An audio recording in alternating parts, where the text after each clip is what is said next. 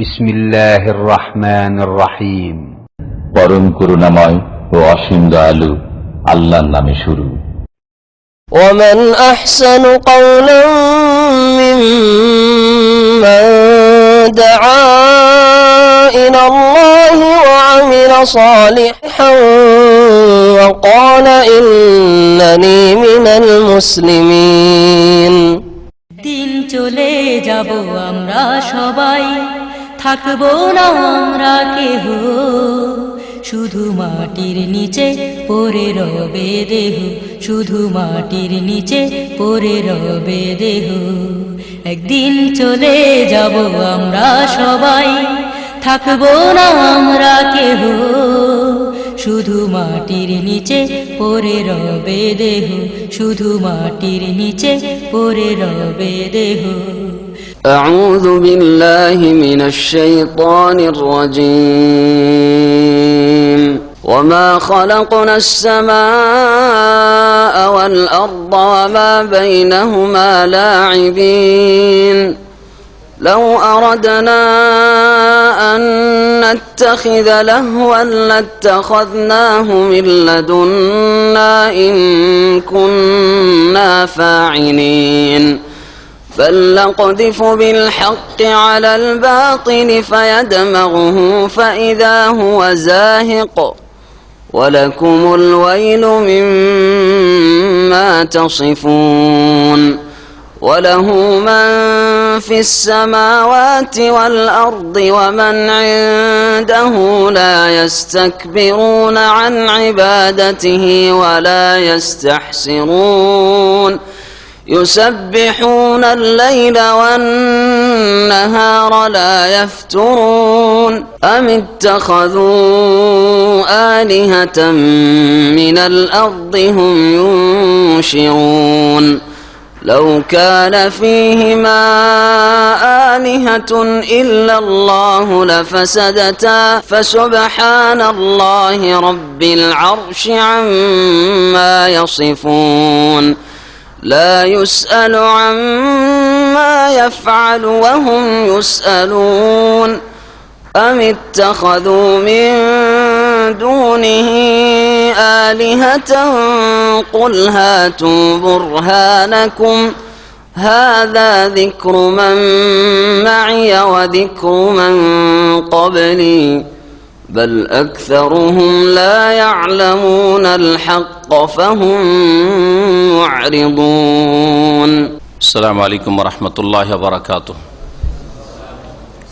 بسم الله الرحمن الرحيم الحمد لله رب العالمين والصلاة والسلام على سيد المرسلين نبينا محمد وعلى آله وصحبه أجمعين ومن تبعهم بإحسان إلى يوم الدين أما بعد فأعوذ بالله من الشيطان الرجيم وله من في السماوات والأرض ومن عنده لا يستكبرون عن عبادته ولا يستحسرون يسبحون الليل والنهار لا يفترون أم اتخذوا آلهة من الأرض هم ينشرون لو كان فيهما آلهة إلا الله لفسدتا فسبحان الله رب العرش عما يصفون لا يسأل عما يفعل وهم يسألون সম্মানিত ভাতৃমণ্ডলী, আল্লাহ পাক রব্বুল আলমিনের যাবতীয় প্রশংসা যে আল্লাহ পাক রব্বুল আলমিন কোরআন কারীম নাজিল করেছেন এই রমজানুল মুবারক মাসে, যেই মাসে আল্লাহ পাক আমাদেরকে সহি সালামত পৌঁছে দিয়েছেন। আলহামদুলিল্লাহ।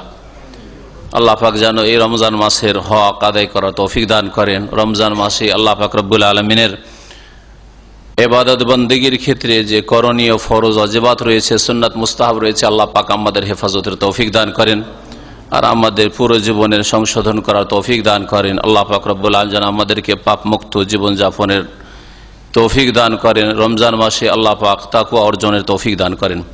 সালাত এবং সালাম নাযিল করেন মুহাম্মদ রাসূলুল্লাহ সাল্লাল্লাহু আলাইহি ওয়াসাল্লামের উপর, যার প্রতি আল্লাহ পাক এই কোরআন কারীম নাযিল করেছেন আর যার মাধ্যমে আল্লাহ পাক আমাদেরকে হিদায়াত দান করেছেন। আলহামদুলিল্লাহ। আমাদের তাফসীর হবে সূরাতুল আম্বিয়ার আয়াত নম্বর 19 থেকে, আয়াত নম্বর 19 আর 20। এই দুটি আয়াতে আল্লাহ পাক মালায়েকার কথা উল্লেখ করেছেন। ফেরেশতা, মালায়েকা যারা আল্লাহ পাক রব্বুল আলামিনের বান্দা, আল্লাহ পাক রব্বুল আলামিনের ইবাদত বন্দি করেন, আল্লাহ পাকের তাসবিহ করেন এবং আল্লাহ পাকের ইবাদত বন্দিগিতে আদেশ নিষেধ পালনে কখনো ক্লান্ত পরিশ্রান্ত হন না, আর কখনো তাদের মধ্যে অলসতা বা শিথিলতাও আসে না।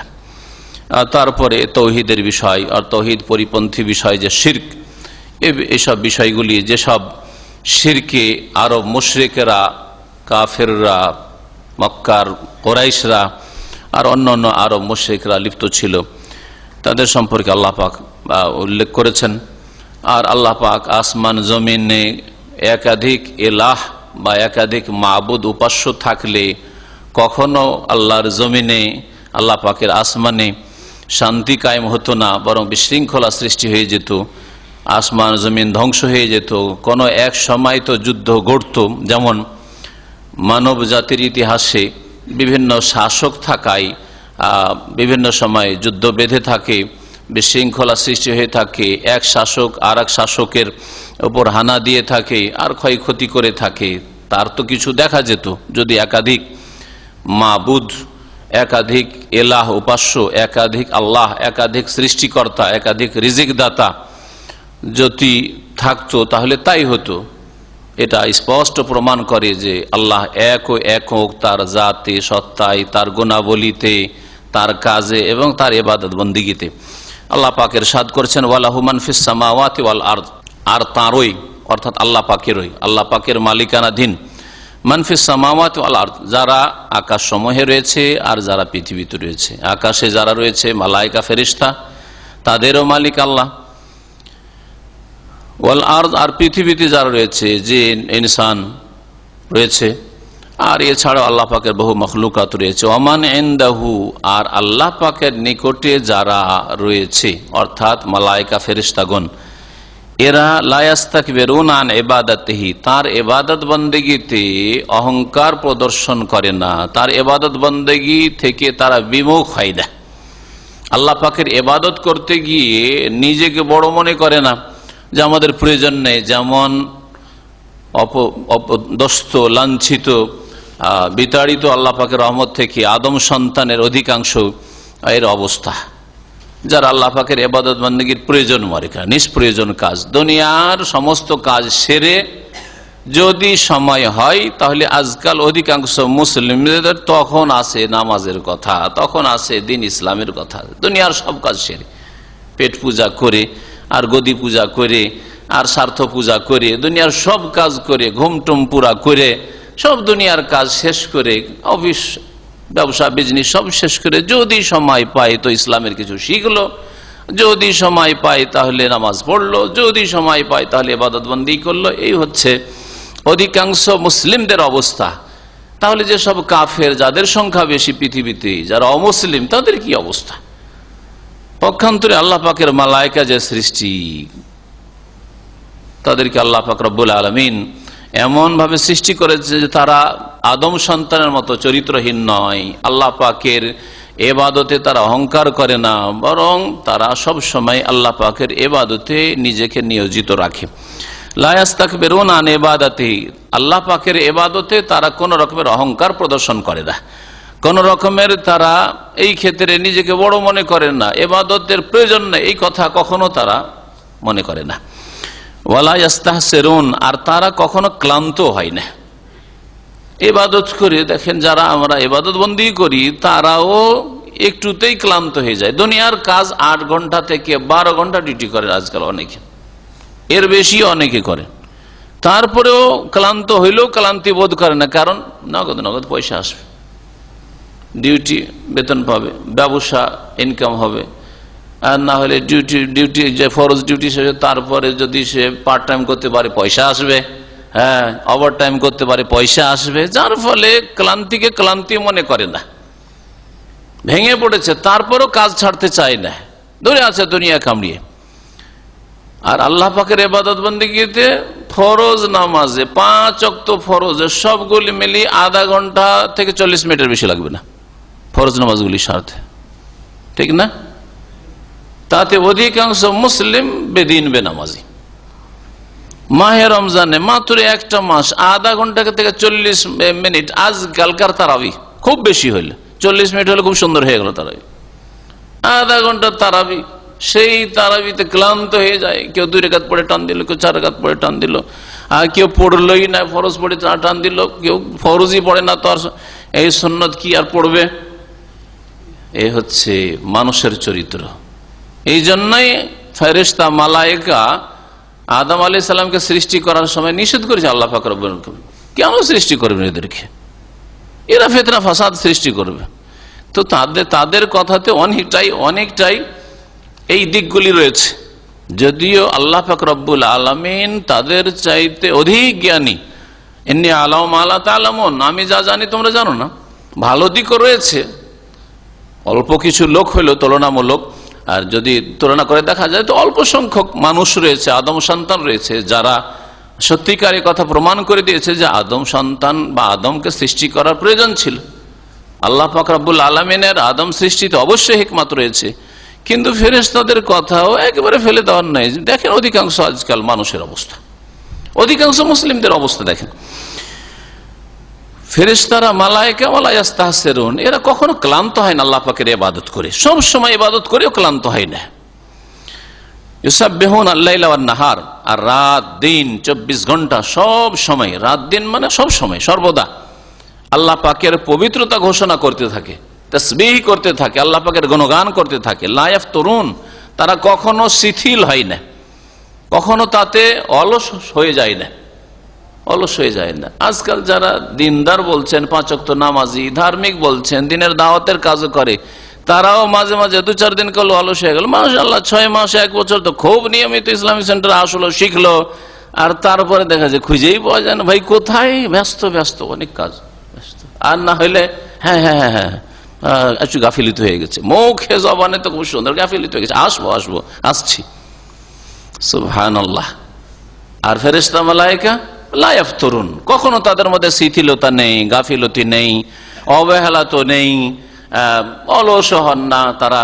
লা ইয়াফতুরুন, আল্লাহ পাক রব্বুল তাদের এই গুণগুলি কোরআনে কারীমে বর্ণনা করেছেন। আল্লাহ পাক রব্বুল আলামিন সূরা তাহরিমে এই ফেরেশতাদের গুণাবলী বর্ণনা করতে গিয়ে আরো বলেছে লা ইয়াসুন আল্লাহ মা আমারাহুম, আল্লাহ পাকের যা নির্দেশ হয় তাতে কোন রকমের নাফরমানি করেন না তারা। ওয়াফআলুনা মা ইউমারুন, আর যার আদেশ হয়, যার জন্য তার আদিষ্ট হয় তা করে ফেলে, সাথে সাথে করে ফেলে। আল্লাহ পাকের আদেশ হলেই প্রস্তুত হয়েছে কখন কোন কালে ইসরাফিল আলাইহিস সালামকে সিংহায় ফুঁক দিতে হবে। কিন্তু যেই দিন থেকে আল্লাহ পাক রব্বুল আলামিন ইসরাফিল আলাইহিস সালামের হাতে সিংহা ধরিয়ে দিয়েছেন, হ্যাঁ সুবহানাল্লাহ, হাজার বছর চলে যাচ্ছে, ওই ধরে প্রস্তুত রয়েছে। নবী করিম সাল্লাল্লাহু আলাইহি ওয়াসাল্লামের হাদিসে রয়েছে, প্রস্তুত হয়ে রয়েছে, রেডি হয়ে রয়েছে যে কখন যে হুকুম হয়ে যায় আল্লাহ পাকের, আর হুকুম হলে যাতে করে এক মুহূর্তের জন্য বিলম্ব না হয়, সাথে সাথে সিংহায় ফুঁক দিতে পারে, রেডি হয়ে রয়েছে। এই হচ্ছে আল্লাহ পাকের ইবাদত। আমিত্তাখাযু আলিহাতাম মিনাল আরদি হুম ইউনশিরুন, আল্লাহ পাক রব্বুল আলামিন কাফের মুশরিকদের সম্পর্কে বলছেন যে নাকি তারা এমন মাবুদ, উপাস্য গ্রহণ করেছে। আলেহা এলাহুনের বহু বচন, এলাহ মানে এক মাবুদ, আর আলেহা হচ্ছে অনেক মাবুদ, অনেক উপাস্য। তো তারা কি অনেক উপাস্য গ্রহণ করেছে মিনাল আরদে, পৃথিবী থেকে, আল্লাহকে বাদ দিয়ে। এলাহ মানে মাবুদ যার উপাসনা করা হয়, হক হইতে পারে বাতিল হইতে পারে। এলাহুল হক আল্লাহ পাক রব্বুল আলামিন, বারহাক সত্য মাবুদ একমাত্র আল্লাহ পাক রব্বুল আলামিন। বাকি যত কিছুর ইবাদত হচ্ছে বা যে কারো ইবাদত হচ্ছে, কিছু হোক, আংশিক হোক অথবা অনেক হোক, তারা হচ্ছে সব বাতিল। সে সৎ হোক আর অসৎ হোক, অনেক মাবুদ রয়েছে মানে যাদের উপাসনা হচ্ছে ওরা সৎ লোক ছিল, কিন্তু তারপরও তাদের ইবাদত হচ্ছে বাতিল, তারা হচ্ছে বাতিল মাবুদ। কবর মাজার পূজা হচ্ছে, ওই লোকগুলি নেক লোক হয়তো ছিল, হ্যাঁ নেক লোক ছিল, তারা আলেম ওলামা ছিল, তারা পরহেজগার লোক ছিল, তাদের পূজা হচ্ছে। সেই লোকগুলি নেক হওয়া সত্ত্বেও তাদের যে পূজা, তাদের কবর পাকা করা, তাদের কবর গম্বুজ করা, আর তাদের কবরে চাদর চড়ানো, ফুল চড়ানো, আর তাদের কবরে তোয়াফ করা, আর সেখানে গিয়ে ওরস লাগানো, আর সেখানে গিয়ে ছেলে মেয়ে চাওয়া, রোগের আরোগ্য চাওয়া, আর এই আশা রাখা যে সেখানে গেলে খালি হাতে ফিরে আসে না, মানুষের মনস্কামনা পূরণ হয়, এসব হচ্ছে বাতিল। যালিকা বিআন্নাল্লাহা হুয়াল হক, শুনে রাখো যে আল্লাহ হচ্ছেন হক, সত্য মাবুদ। ওয়া আন্না মা ইয়াদুনা মিন দুনিহি, আল্লাহকে বাদ দিয়ে সেই যেসবকে মানুষরা ডেকে থাকে, যেসবের ইবাদত উপাসনা করে থাকে, সেগুলি হচ্ছে বাতিল। তারা সৎ হোক অথবা অসৎ হোক, বাতিল তাদের ইবাদত। তাদেরকেও আল্লাহ পাক আসামি করে কিয়ামতের দিন নিয়ে আসবেন আর জিজ্ঞেস করবেন যে আনতা কুলতা লিন্নাস। এটা ঈসা আলাইহিস সালাম সম্পর্কে আল্লাহ পাক কোরআনে কারীমে বলেছেন। তো ঈসা আলাইহিস সালাম কেউ যদি সেই দিন কিয়ামতে জিজ্ঞাসা হয়, তো আব্দুল কাদের জিলানীকে জিজ্ঞেস হবে না? হ্যাঁ, শাহজালালকে জিজ্ঞাসা হবে না? চিশতিকে জিজ্ঞাসা হবে না? আনতা কুলতা লিন্নাস। সূরা মায়েদা শেষ রুকু পড়ে দেখবেন। তুমি কি এই খ্রিস্টানদেরকে বলেছিলে, এই মানুষদেরকে, মুশরিকদেরকে বলেছিলে ইত্তাখিযুনি ওয়া উম্মিয়া ইলাহাইনা মিন দুনিল্লাহ, আমাকে আর আমার মাকে আল্লাহকে বাদ দিয়ে ইলাহ বানিয়ে নিও, মাবুদ বানিয়ে নিও, উপাসনা করিও। খ্রিস্টানরা মরিয়মের পূজা করে, মরিয়মকে ইলাহ বানিয়েছে, আল্লাহর স্ত্রী হিসাবে তারা ধারণ করেছে, আর আল্লাহর পুত্র হিসাবে মাবুদ বানিয়েছে ঈসা আলাইহিস সালামকে। আর মুসলিমদের ওই রকমই গুমরাহ, খ্রিস্টানদের মতো গুমরাহরা জিলানী, চিশতিকে, শাহজালালকে, অমুককে, তমুককে, এই পাকা কবরওয়ালাদেরকে মাবুদ বানিয়েছে। আল্লাহ কি কিয়ামতের দিন জিজ্ঞেস করবেন না? ঈসা আলাইহিস সালাম রাসূলুল্লাহ সত্ত্বেও, তার উপর ইনজিল নাযিল হওয়া সত্ত্বেও যদি তাকে সেদিন জবাবদিহি করতে হয়, তাহলে যেসবকে ওলি আউলিয়া বলছেন তাদের উপর কোনো কিতাবও নাযিল হয়নি, তাদের কোনো কলেমাও নাযিল হয়নি, হ্যাঁ, তাদের নামে কোনো কলেমা আছে নাকি? হ্যাঁ, তো তাদেরকে কিয়ামতের দিন আল্লাহ জিজ্ঞেস করবেন না আনতা কুলতা লিন্নাস ইত্তাখিযুনি, তুমি কি এই মুরিদানকে বলেছিলে, এই দেশের এই ভণ্ডদেরকে, গুমরাহদেরকে বলেছিলে যে আমাকে মাবুদ বানিয়ে নিও? কালা সুবহানাকা, সেদিন বলবে আল্লাহ তুমি পাক পবিত্র, তোমার তাসবিহ করি, তুমি সমস্ত শরীক থেকে, ত্রুটি থেকে পাক, তোমার শরীক লাগে না, তোমার অংশীদার লাগে না, তোমার কোন পার্টনার লাগে না, তোমার সাহায্যকারী লাগে না, তুমি একক। মা ইয়াকুনু লি আন আকুলা মা লাইসা লি বিহাক, এটা হইতেই পারে না যে এমন কথা বলবো যেটা আমার হক না, আমার অধিকার নাই। ন্যায্য কথা ছাড়া অন্যায় কথা আমরা বলতেই পারি না। ইন কুনতু কুলতুহু ফাকাদ আলিমতা, আল্লাহ যদি আমি এইরকম কথা বলে থাকি যে আমার পূজা করিও, আমার কবর পাকা করিও, আর আমাকে সেজদা করিও, ফাকাদ আলিমতা, তুমি জানছো আল্লাহ আমি কি বলেছি এরকম কথা? কখনো বলিনি। ইন কুনতু কুলতুহু ফাকাদ আলিমতা তা'লামু মা ফি নাফসি, আল্লাহ আমার মনে কি আছে তুমি জানছো।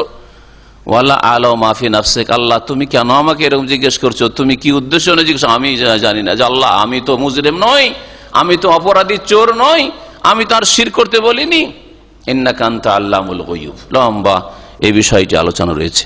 তো চিন্তা করুন যে তাদেরকে কিয়ামতে জিজ্ঞেস করা হবে, আর সম্পর্ক ছেদের ঘোষণা করিব। ওয়া ইযা হুশিরান নাসু কানু লাহুম আদা, এই জিলানী, চিশতি, এই পাকা কবরওয়ালারা যদি তারা নেক লোক থেকে থাকে, না সত্যিকারের নেক লোক ইনশাআল্লাহ, তাহলে তারা সেই দিন এই মুরিদানদের, কবর পূজারীদের শত্রু হয়ে যাবে।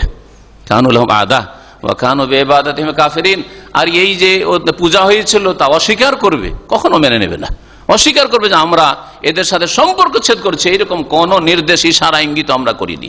আল্লাহ পাক রব্বুল আলামিন যেন বুঝার তৌফিক দান করেন। আল্লাহ পাক বলছেন যে আমি তাখাযু আলিহাতাম মিনাল আরদ, এই মুশরিক লোকেরা কি এই জমিন থেকে অনেক দেবদেবী, বা শুধু দেবদেবীকে আলেহা বলে না, যারই পূজা হয়েছে হচ্ছে আলেহা, উপাস্য সাব্যস্ত করেছে, হুমিয়ন শেরুন, এরা কি তাদেরকে পুনর্জীবিত করবে? হুমিয়ন শেরুন, আনসারায়ুন শেরো মানে ছড়িয়ে ছিটিয়ে দেওয়া, কবরে সব ছিল আর সরে গলে পচে গিয়েছিল, হাড় হাড্ডিতে পরিণত হয়েছিল, এমনকি হাড্ডিও দীর্ঘদিন তার কারণে নিশ্চিহ্ন হয়ে গেছিল। ইউনশেরুন, কে এদেরকে কবর থেকে, মাটি থেকে উঠাবে আর হাসরের মাঠে একত্রিত করবে? আল্লাহ ছাড়া কোনো শক্তি আছে? এই জিলানী, চিশতি করবে, নাকি ঈসা আলাইহিস সালাম করবেন, না মুহাম্মদ রাসূলুল্লাহ সাল্লাল্লাহু আলাইহি ওয়াসাল্লাম করবেন? কেউ করবে না। কে করবে? একমাত্র আল্লাহ। লাউ কানা ফীহিমা আলিহাতুন ইল্লাল্লাহ, আল্লাহ ছাড়া যদি এই আসমান জমিনে আর অন্য অন্য উপাস্য এলাহ, মাবুদ থাকতো, আল্লাহ বলছেন লাফাসাদাতা, তাহলে অবশ্যই এই দুটো ধ্বংস হয়ে যেত। লাফাসাদাতা তাসনিয়া, দ্বিবচনের সেগা, লাফাসাদাতা আসমান জমিন তাহলে ধ্বংস হয়ে যেত। আসমান জমিনে বিপর্যয় নেমে আসতো, ফাসাদ মানে বিপর্যয়, আসমান জমিনে বিশৃঙ্খলা সৃষ্টি হয়ে যেত। যেমন কোন দেশে যুদ্ধ বাঁধলে সেখানে কি বিপর্যয় নেমে আসে, ইন্নাল মুলুকা ইযা দাখালু ক্বরিয়াতান আফসাদুহা। আল্লাহ পাক রব্বুল আলামিন সূরা নামলে বিলকিস আর সুলাইমান আলাইহিস সালামের ঘটনায় বলছেন, বিলকিসের ভাষায় যে দেখো, শাসক গোষ্ঠী যদি হানা দেওয়ার জন্য, যুদ্ধ করার জন্য কোনো দেশে নেমে আসে, আফসাদুহা, তাহলে সেই দেশের অবস্থা খারাপ করে দেয়।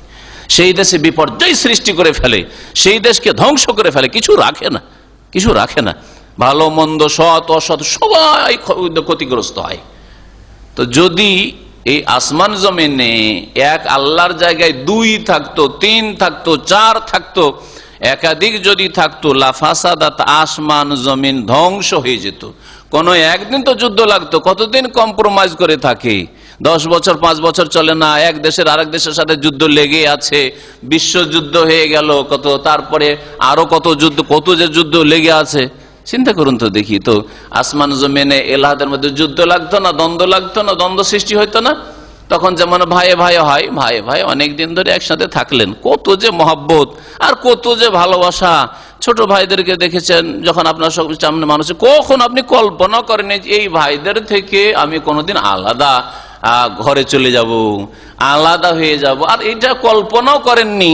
আলাদা যদিও হয়তো সবাই হতে পারে, কিন্তু সম্পর্ক ছেদ হয়ে যাবে, শত্রু হয়ে যাবে, অথবা তার সাথে মনোমালিন্য হয়ে যাবে, তার সাথে সম্পর্ক খারাপ হয়ে যাবে, এই কথা কখনো কল্পনাতে আসেনি। বাল্য জীবনে কারো এসছে এরকম? কখনো কল্পনা আসেনি। কিন্তু এমন একটা সময় আসলো যে না, হয়তো খুব বেশি হলে যতদিন বিবাহ শাদী হয়নি বা 2-4টা ছেলে মেয়ে হয়নি, ততদিন পরে তো একসাথে থাকার চেষ্টা করলেন, কিন্তু না, হচ্ছে না। ছেলে মেয়ের সমস্যা নিয়ে, স্ত্রীর সমস্যা নিয়ে, এই খাওয়া দাওয়ার সমস্যা নিয়ে, কাপড় চোপড়ের সমস্যা নিয়ে, এই ব্যবসা বাণিজ্য টাকা পয়সার সমস্যা নিয়ে, বড় বড় পয়সাওয়ালাদের ঘরে এমন দ্বন্দ্ব সৃষ্টি হলো, কেউ কাউকে আর বরদাস্ত করতে পারে না। যা তোর সাথে থাকবো না, তোর ঘরে থাকবো না, সব ছেড়ে চললাম, আলাদা বাড়ি করলাম। বিশৃঙ্খলা সৃষ্টি হচ্ছে না? পৃথক আলাদা আলাদা হচ্ছে কি হচ্ছে না? আল্লাহ পাক তাই বলেছেন এখানে, লাফাসাদাতা। অন্য আয়াতে আল্লাহ পাক বলেছেন মাত্তাখাযাল্লাহু মিন ওয়ালাদ, আল্লাহ পাক কোনো সন্তানও গ্রহণ করেনি। ওমা কানা মাআহু মিন ইলাহ, আর আল্লাহর সাথে অন্য কোনো ইলাহ, উপাস্য নেই, একটাও কেউ শরীক নেই। যদি থাকতো ইযান লা যাহাবা কুল্লু ইলাহিন বিমা খালাক, যদি একাধিক আল্লাহ বা ইলাহ মাবুদ থাকতো আর ওইরকম ক্ষমতা থাকতো, তাহলে লড়াই হইতো। তারপরে যদি দেখতো কেউ কাউকে পারে না, তাহলে কি করতো? সব ভাগযোগ করে নিয়ে চলে যেত না? কেউ জমিন ভাগে নিত, কেউ এশিয়া ভাগে নিত, কেউ ইউরোপ ভাগে নিয়ে নিত, কেউ আমেরিকা ভাগে নিয়ে নিত, কেউ অস্ট্রেলিয়া মহাদেশ কেউ ভাগে নিয়ে নিত না, ভাগ হয়ে যেত। তাহলে কেউ বলছে আমি ভারত মহাসাগর নিলাম, তুমি আটলান্টিক নিয়ে নাও, ও প্রশান্ত নিয়ে নিল, সব ভাগ করে নিত। তাহলে পাহাড় পর্বত ভাগ হয়ে যেত, সব ভাগযোগ হয়ে যেত। ইযান লা যাহাবা কুল্লু ইলাহিন বিমা খালাক, আমি এটা সৃষ্টি করেছি, তোমাকে দেব না, আমি নিয়ে চললাম। ওয়ালা আলা বাযহুম আলা বায, আর যদি ভাগযোগ কোনো কম্প্রোমাইজে না আসতে পারতো, কি হইতো? তাহলে একজন আরেকজনকে দমন করার চেষ্টা করত, আর আরেকজনের উপরে চড়াও করে ওকে তাড়িয়ে দিত, ধ্বংস করে মেরে দিত, আর দিয়ে একা এলা হয়ে যেত। কোনটা হয়েছে কিছু? যখন হয়নি, তাহলে বোঝা গেল যে এক আল্লাহ ছাড়া দ্বিতীয় তৃতীয় কেউ নেই। আল্লাহ পাকের জাতে সত্তাতেও কোনো শরিক নেই, আল্লাহর কাজগুলিতেও কেউ শরিক নেই, আল্লাহ পাকের ইবাদত, রুকু, সিজদা, কুরবানি, জবাই কিছুতেই শরিক নেই, দোয়া কোনো কিছুতে শরিক নেই, রোগের আরোগ্য আর ছেলে মেয়ে দেওয়া কোনো কিছুতে শরিক নেই। আল্লাহ পাক রব্বুল আলামিন ইরশাদ করেছেন ফাসুবহানাল্লাহি রব্বিল আরশি আম্মা ইয়াসিফুন। সুতরাং আল্লাহ পাক রব্বুল আলামিনের পবিত্রতা ঘোষণা করো, ফাসুবহানাল্লাহ, সাব্বিহ সুবহানাল্লাহ।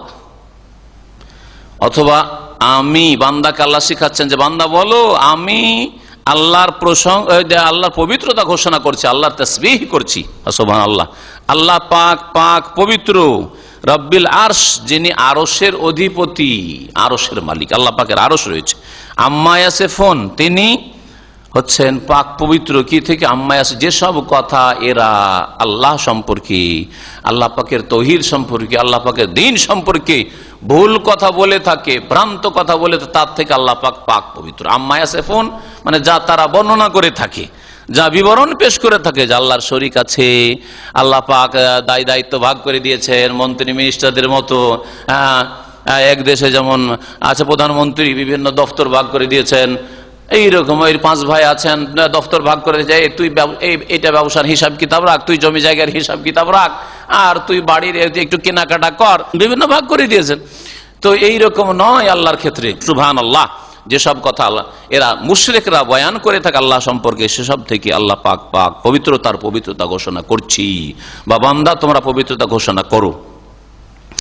লা ইউসআলু আম্মা ইয়াফআলু ওয়া হুম ইউসআলুন, আর আল্লাহ পাক রব্বুল আলামিনের যে গুণাবলী, তার একটি হচ্ছে যে আল্লাহকে জিজ্ঞাসা করার মতো কোনো শক্তি নেই। আল্লাহ পাক রব্বুল আলামিনকে কেউ জিজ্ঞাসা করবে যে আল্লাহ এটা কেন করলেন, এই অধিকার কারো নেই।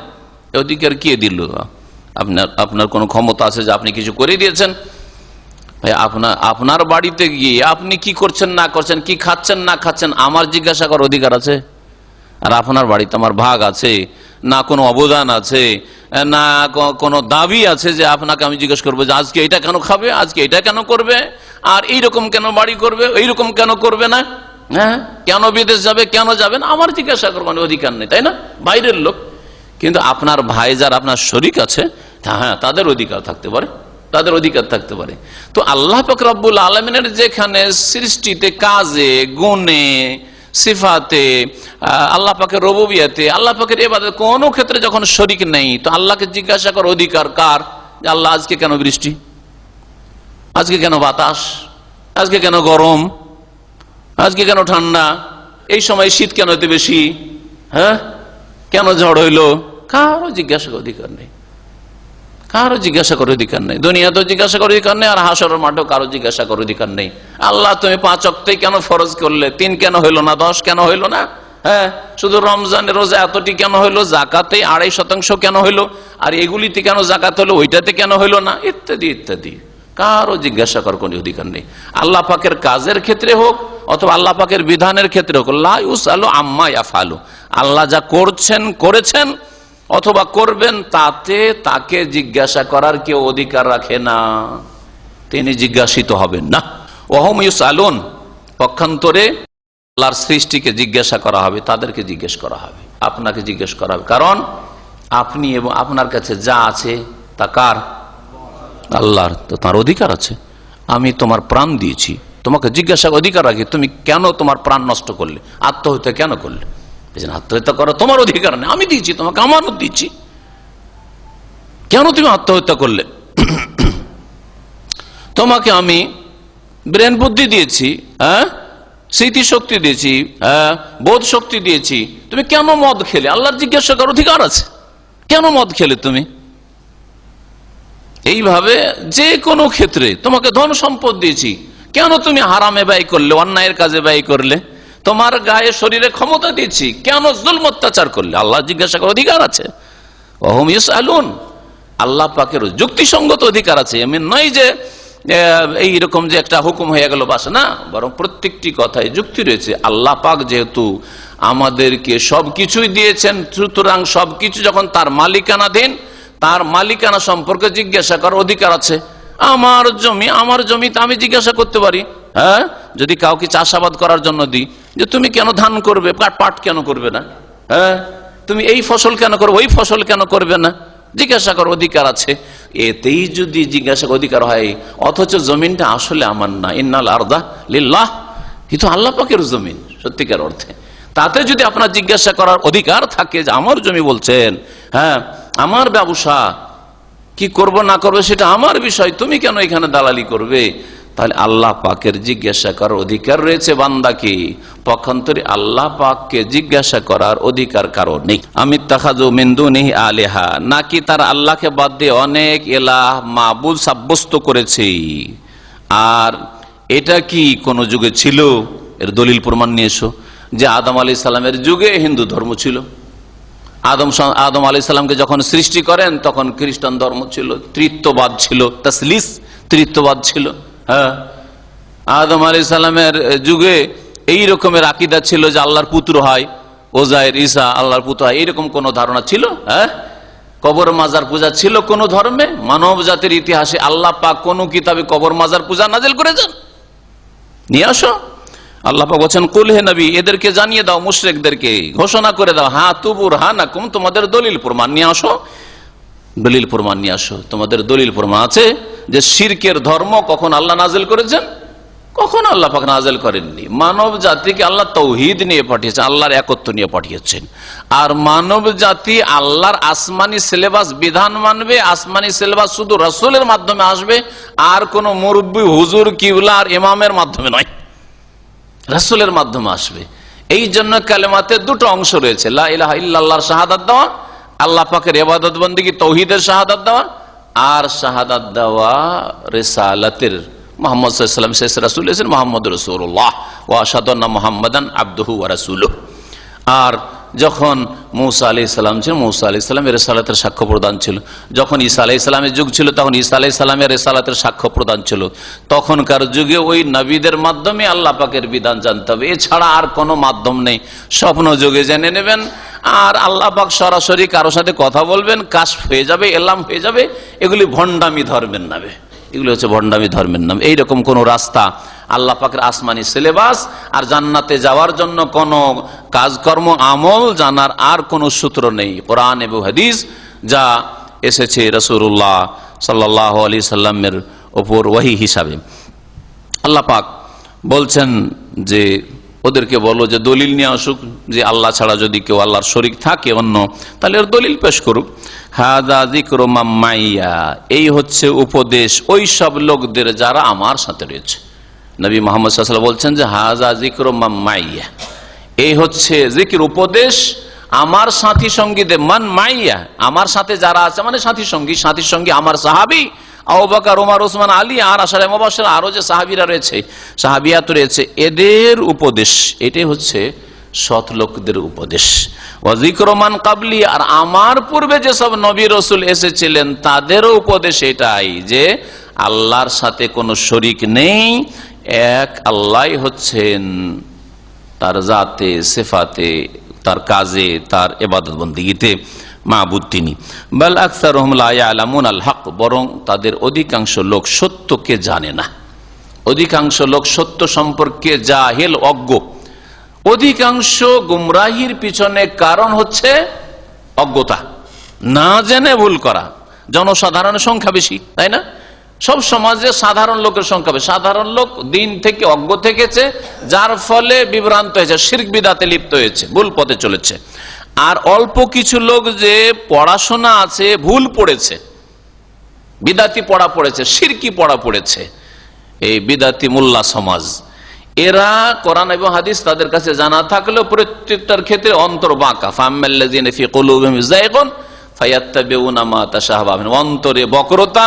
তখন যেখানে অস্পষ্ট, অস্পষ্টর পিছনে ছুটি, স্পষ্টকে বাদ দিয়ে, মুহকামকে বাদ দিয়ে মুতাশাবিহাতের পিছনে ছুটি, স্পষ্ট স্পষ্ট দলিল প্রমাণ আয়াতকে উপেক্ষা করে ছেড়ে দেয়, আর যেখানে সংশয় আছে সেখানে যায়।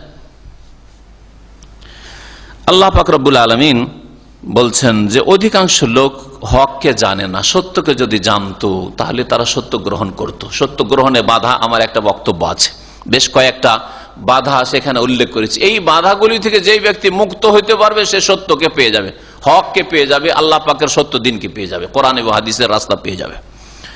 সম্মানিত ভাতৃমণ্ডলী, আল্লাহ পাক রব্বুল আলামিনের দিন যে সত্য, এই সত্য গ্রহণে বিভিন্ন রকমের বাধার মধ্যে সবচেয়ে বড় বাধা হচ্ছে অজ্ঞতার বাধা। এই অজ্ঞতা দূর করা ফরজ। এই জনসাধারণকে যদি এই বিদাতিরা, বিদাতি মোল্লারা যদি বিভ্রান্ত না করত, তাহলে জনসাধারণ সহজে কবুল করে নিত। কারণ এদের সামনে বাধা শুধু অজ্ঞতা, জানে না এই কথাটি বাধা, জেনে নিলে কবুল করে নিত। এই জন্য বিদাতি মোল্লাদেরকে যদি সমাজ থেকে সরিয়ে দিতে পারেন, হ্যাঁ, ওদের পায়ের তলা থেকে মাটি সরিয়ে দিতে পারেন, আর সমাজে না দাঁড়াইতে পারে, আপনার মসজিদে না দাঁড়াইতে পারে, আপনার মাদ্রাসায় না দাঁড়াইতে পারে, আপনার সমাজে নেতৃত্ব না দিতে পারে, বিদাতি সমাজ তো দেখবেন সত্য দিন খুব সহজে পাওয়া যাবে। জনসাধারণ এলেম শিখবে, বাংলা ভাষায় আলহামদুলিল্লাহ আজকাল কোরআন হাদিসের তরজমা তাফসীর হয়ে গেছে, ব্যাখ্যা হয়ে গেছে, আর সহিহ আকীদার কিতাব আর ক্যাসেট, সিডি ইত্যাদি আর ইন্টারনেটের মাধ্যমে, প্রচার মাধ্যমের মাধ্যমে পাওয়া যাচ্ছে। খুব সহজে যে হালত অজ্ঞতা দূর হয়ে যাবে আর সব লোক দিনের দিকে ফিরে আসবে। আল্লাহ পাক রব্বুল আলামিন এই বিদাতি আলেম সমাজের অনিষ্ট থেকে মুসলিম উম্মতকে যেন বাঁচার তৌফিক দান করেন। সম্মানিত ভাতৃমণ্ডলী, আল্লাহ পাক বলছেন ফাহুম মুরিজুন, যখন সত্যকে জানে না যার ফলে তারা মুখ ফিরিয়ে নেয়। সত্যকে জানে না যার ফলে মুখ ফিরায়, যখন জানতে পারবে তখন সাদরে গ্রহণ করবে। এই কথা আপনি হাড়ে হাড়ে টের পাবেন। যেই ব্যক্তি শিরক বিদআতে লিপ্ত ছিল, যতদিন শিরক বিদআতে লিপ্ত ছিল, এত কট্টর ছিল, শুনবই না ওদের কথা, আরে পড়বই না ওদের কিতাব, পড়লে আর শুনলে ওর তাসির আছে, শোনাই যাবে না। কিন্তু যখন অজ্ঞতা দূর হয়ে গেল, কোরআন এবং হাদিসের কথা কানে পৌঁছে গেছে, একটু পড়তে লাগলো, একটু শুনতে লাগলো, কথা তো ঠিক রে, কথা তো আল্লাহ এবং রসুলের কথায়, হাদিসেরই কথা বলছে। আর দলিল প্রমাণ দিয়ে আয়াত, হাদিস, সহিহ না জয়ীফ সবকিছু দিয়ে বলছে, দলিল ছাড়া তো কথা বলে না। অজ্ঞতা দূর হতেই তখন এমন ভাবে ঝাঁপিয়ে পড়ছে যে একেবারে পাগল সত্য কবুল করার জন্য এবং সত্যকে জানার জন্য। তো মানুষ মুখ কখন ফিরায়? যখন অজ্ঞ থাকে। আল্লাহ পাক রব্বুল আলামিন যেন আমাদের অজ্ঞতা দূর করে দেন এবং আমাদেরকে কোরআন এবং হাদিসের যেন সত্য জ্ঞান দান করেন। আর আল্লাহ পাক রব্বুল আলামিন সিরাতে মুস্তাকিমের দিকে যেন আমাদেরকে হেদায়েত দান করেন। আল্লাহ পাক তারপর ইরশাদ করেন, ওয়া আরসালনা মিন ক্বাবলিকা মিন রাসূলিন ইল্লা নূহি ইলাইহি, হে নবী তোমার পূর্বে যত রাসূল আমি প্রেরণ করেছি, ইল্লা নূহি ইলাইহি তাদের সকলকে আমি ওহী করেছি। ভাব অর্থ করলাম, আসলে শাব্দিক অর্থ আমা আরসালনা মিন ক্বাবলিকা মিন রাসূল, হে নবী তোমার পূর্বে এমন কোন রাসূল পাঠাইনি, ইল্লা হ্যাঁ যাকেই পাঠিয়েছি তাকে ওহী করেছি। হ্যাঁ যাকে পাঠিয়েছি কি করেছি? নূহি ইলাইহি ওহী করেছি। তাহলে রাসূলকে আল্লাহ ওহী করেছেন। আর কি ওহী করেছেন? যেটা প্রথম ওহী, যেটা মৌলিক বিষয়, যেটা আসল বিষয়, সেটা হচ্ছে লা ইলাহা ইল্লা আনা, যে আমি ছাড়া আর কেউ সত্য মাবুদ নেই। কে ওহী করেছেন? আল্লাহ। আল্লাহ ওহী করেছেন লা ইলাহা ইল্লা আনা, মানে লা ইলাহা ইল্লাল্লাহ, ঠিক না? লা ইলাহা ইল্লাল্লাহ এটা সমস্ত নবী রাসূলকে আল্লাহ ওহী করেছেন। আর এটা হচ্ছে সমস্ত আকীদা, ইবাদত, আখলাকের মৌলিক বিষয়। প্রথম আল্লাহ পাক সমস্ত রাসূলকে এই নির্দেশ দিয়েছেন যে হে নবী যাও বলো কুলু লা ইলাহা ইল্লাল্লাহ, বলো মানুষকে জানিয়ে দাও আল্লাহ ছাড়া কেউ সত্য মাবুদ নেই, তাহলে তুফলেহু তোমরা পরিত্রাণ পাবে, সার্বিক কল্যাণ হাসিল করবে। লা ইলাহা ইল্লা আনা, আল্লাহ পাক বলছেন আমি ছাড়া আর কোন সত্য মাবুদ নেই। যখন আমি ছাড়া কেউ সত্য মাবুদ নেই, তো ইবাদত কার করবে? ঝুঁকবে কার সামনে? হ্যাঁ, পাঁচিয়ে সালাম করবে ঝুঁকে? বাপের সামনে, শ্বশুরের সামনে, শাশুড়ির সামনে না, আল্লাহর সামনে ঝুঁকবে, রুকু করবে। সেজদা কাকে করবে? লুটিয়ে পড়বে কার সামনে? আল্লাহর সামনে। কবর মাজারে সেজদা করবে? হ্যাঁ, জবাই করবে কার নামে আর কার সান্নিধ্যের জন্য? কার নৈকট্য লাভের জন্য? আল্লাহর জন্য।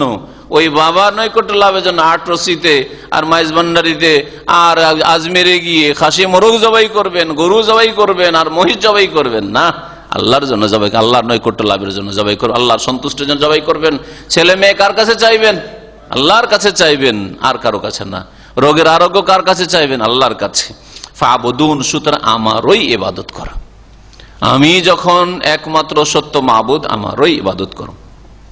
ওয়াকালু ইত্তাখাযার রহমান ওয়ালাদা, আল্লাহ পাক বলছেন যে এই কাফের মুশরিকরা বলে যে দয়াবান আল্লাহ রহমান যিনি, তিনি সন্তান গ্রহণ করেছেন। সন্তান গ্রহণ, ইত্তাখাযার রহমান ওয়ালাদা, আল্লাহর সন্তান রয়েছে। খ্রিস্টানদের দিকে ইঙ্গিত করা হয়েছে যে খ্রিস্টানরা বলে যে ঈসা আলাইহিস সালাম আল্লাহ পাকের কি পুত্র, সান অফ গড। হ্যাঁ, ইহুদিরা বলে যে ওজাইর ইবনুল্লাহ, ওজাইর আল্লাহর পুত্র, সান অফ গড। হ্যাঁ, আর কাফের মুশরিক, আরব যে মুশরিকরা ছিল রাসূলুল্লাহ সাল্লাল্লাহু আলাইহি ওয়াসাল্লাম বংশধর মক্কায় কুরাইশ, এরা বলতো যে আল মালায়েকাতু বানাতুল্লাহ, ফেরেশতারা হচ্ছে আল্লাহ পাকের কন্যা, আল্লাহ পাকের মেয়ে। হ্যাঁ, এইসব কাফের মুশরিকদের সম্পর্কে তাদের এই ভ্রান্ত আকীদা, কুফরি কথা, শিরকি কথার খণ্ডন। ছেলে মেয়ে থাকা মানে তারা অংশীদার, তাই না? ছেলে মেয়ে থাকায় মানে অংশীদার। ছেলে মেয়ে যারা আছে অংশীদার হবে, বাপের অংশীদার হবে। তো আল্লাহর যদি এসব ছেলে মেয়ে হয় তাহলে ওর অংশীদার আল্লাহ পাকের। দুই নম্বর কথা, ছেলে মেয়ে কেন লাগে? ছেলে মেয়েকে বার্ধক্যের লাঠি বলা হয়। ছেলে মেয়ে কি বার্ধক্যের লাঠি? বুড়ো হয়ে গেলে এখন কাজকর্ম করে আপনি খেতে পারছেন, আমি খেতে পারছি, 60, 70, 80 বছর, আল্লাহ না করে যদি 90, 100 বছর বাঁচতে হয় তো অচল অবস্থা, তো কে দেখবে আপনাকে? হ্যাঁ, তো সেই জন্য প্রয়োজন রয়েছে। তাহলে একসময় অসহায় হবেন। আল্লাহ পাকের ক্ষেত্রে কি এগুলো প্রযোজ্য? যেমন একটা যুগ আসবে যে আল্লাহ পাক রব্বুল আলামিনের ছেলে মেয়ের প্রয়োজন হবে, ঈসার প্রয়োজন হবে, ওজাইরের প্রয়োজন হবে, ফেরেশতার প্রয়োজন হবে, না হলে আল্লাহ পাক চালাতে পারবেন না কিছু। আল্লাহ পাক বলছেন যে কাফের মুশরিকরা বলে যে রহমান আল্লাহ সন্তান গ্রহণ করেছেন, ওয়ালাদ ছেলে মেয়ে সবকে শামিল। সুবহানাহ, আল্লাহ বলছেন আল্লাহ পাক পাক পবিত্র, তার পবিত্রতা ঘোষণা করো তোমরা। বাল ইবাদুন মুকরামুন, বরং এই ফেরেশতারা হচ্ছে সম্মানিত দাস, এরা আল্লাহর পুত্র নয়, আল্লাহর কন্যা নয়। ফেরেশতাকে আরব মুশরিকরা আল্লাহ পাকের মেয়ে বলতো, আল্লাহ বলছেন ইবাদ, এরা বান্দা। তাহলে কেউ মেয়েকে দাসী বলবে না, বলবে নাকি? হ্যাঁ, কেউ ছেলেকে দাস বলবে? আল্লাহ বলছেন ইবাদ। মালায়েকা জিবরাইল, মিকাইল, ইসরাফিল, এই মালায়েকা এরা হচ্ছে মালাকুল মউত, এরা হচ্ছে ইবাদ, বান্দা আমার, দাস। আর মুকরামুন সম্মানিত, কারণ এরা নেক, সৎ চরিত্রের নেক, সেই জন্য মুকরামুন, এরা সম্মানিত আল্লাহ পাকের কাছে। লা ইয়াসবিকুনাহু বিল কাউলি, আরো কিছু এখানে মালায়েকা ফেরেশতার বৈশিষ্ট্য আল্লাহ উল্লেখ করেছে। লা ইয়াসবিকুনা বিল কাউল, আল্লাহর কথার আগে বাড়ে না, আল্লাহ পাকের কথার আগে বাড়ে না। মানুষ অনেক অবাধ্য আছে, বেশি নেতাগিরি করা অভ্যাস। হ্যাঁ, তো বাপ মার কথাকে এড়িয়ে আগে আগে চলে, যেটা বলে সেটা করে, না বললেও করে, তাই না? নেতাগিরি করা অভ্যাস অনেকের, মানে নেতৃত্বের একটা থাকে, ওর মধ্যে মহব্বত থাকে। অনেকে আছে কোম্পানিতে কাজ করছেন, ও ফোরম্যান সুপারভাইজার বলুক না বলে আগেই ও নেতাগিরি করবে, একটু নেতাগিরি করা অভ্যাস। হ্যাঁ, মনে করে যে আমি হয়তো এতেই সুনাম পাবো, কিন্তু অনেক সময় ক্ষয়ক্ষতি করে ফেলে। অনেক সময় শোকজ করতে, তুই করলি কেন, এটা কে বলেছে তুই করতে? তো আল্লাহ পাক বলছে যে ফেরেশতারা এরকম করে না যে আগে বাড়ে কাজ করা শুরু করে দিবে, আল্লাহ বলুক আর না বলুক আগে কিছু শুরু করে দিলে, এইরকম করে না। তারপরে যারা অবাধ্য নাফরমান তার আগে বেড়ে যায়, ওই রকম নয় যে অবাধ্য নাফরমান। লা ইয়াসবিকুনা বিল কাউল ওয়া হুম বিআমরিহি ইয়ামালুন, আল্লাহ পাকের নির্দেশ মোতাবেক তারা আমল করে, কর্ম করে।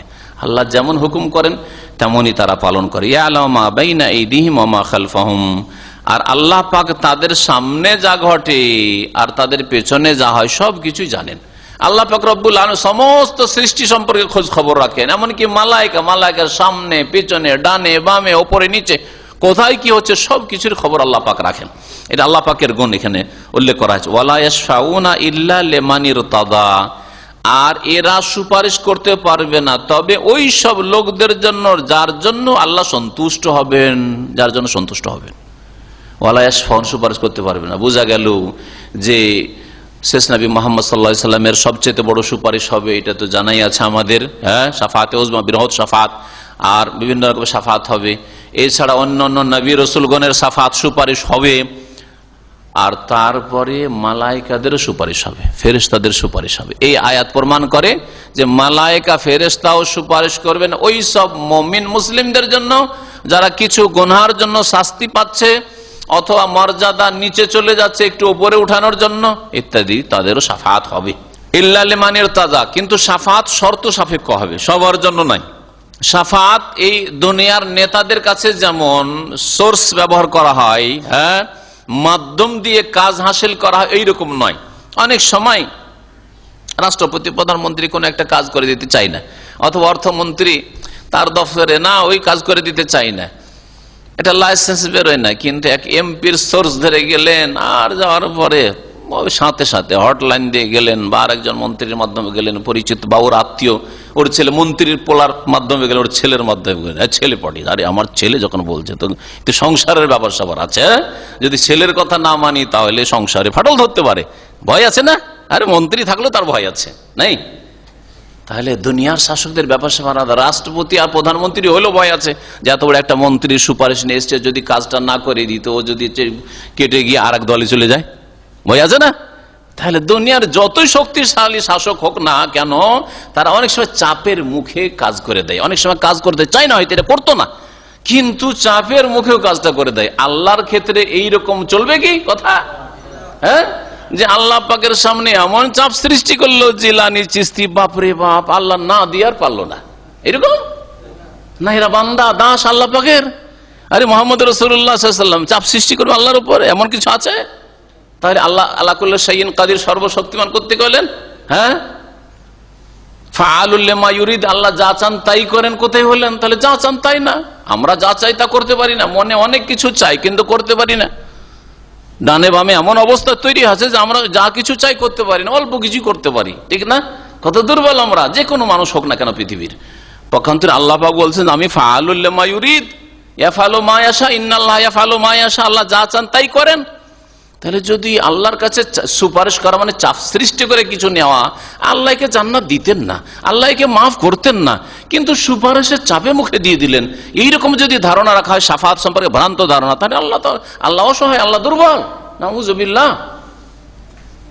এই জন্য শাফাতটা এই বিষয় নয়, শাফাত শর্ত সাপেক্ষ। আল্লাহ প্রথম কথা যার জন্য সুপারিশ করা হবে ওর জন্য সুপারিশে রাজি হইলে যে ঠিক আছে এইরকম শ্রেণী এইরকম গুনাহগার ওদের জন্য করতে পারো। 2 নম্বর কথা, যাকে সুপারিশের অনুমতি ইল্লা লিমান আযিন আলাহ, যদি অনুমতি দেওয়া হয় তাহলে, আর অনুমতি না দেওয়া হলে তার ক্ষমতা নিয়ে কথা বলার ফেরেশতা হইল, তার ক্ষমতা নিয়ে কথা বলার সে নবী হইল। রব্বে সাল্লিম সাল্লিম, আল্লাহ আল্লাহ নাফসি নাফসি নাফসি, আমার কি হবে, আমার কি হবে করবে। আল্লাহ পাক যখন অনুমতি দিবেন, তার সুপারিশকারীকে অনুমতি দিবেন, তাহলে হবে। যার জন্য বা যেই শ্রেণীর লোকদের জন্য, গুনাহগারদের জন্য সুপারিশের অনুমতি, তার জন্য সুপারিশ হবে, আর মুশরিকের জন্য সুপারিশ হবে না। বেনামাজি সম্পর্কে আল্লাহ সূরাতুল মুদ্দাসিরে বলেছেন, ফামাতান ফামু শাফাআতু শাফিঈন, সুপারিশ হবে না। বেনামাজি মুসলিম আর নবীর সুপারিশের আশা করে বসে আছেন, বড় আশা আকাঙ্ক্ষা নিয়ে, এমনটা না হয় যাতে করে। 5 ওয়াক্ত নামাজ পড়েন আর শিরক মুক্ত হন, কবর মাজার পূজার ধর্ম নিয়ে বসে আছেন, আর সুপারিশের বড় বড় আশা নিয়ে বসে আছেন। পীর মুরিদ হওয়ার শিরক আর বিদআতে লিপ্ত হয়ে রয়েছেন, আর সুপারিশের আশা করে বসে আছেন। কখনো না। আপনার পীর কোথায়?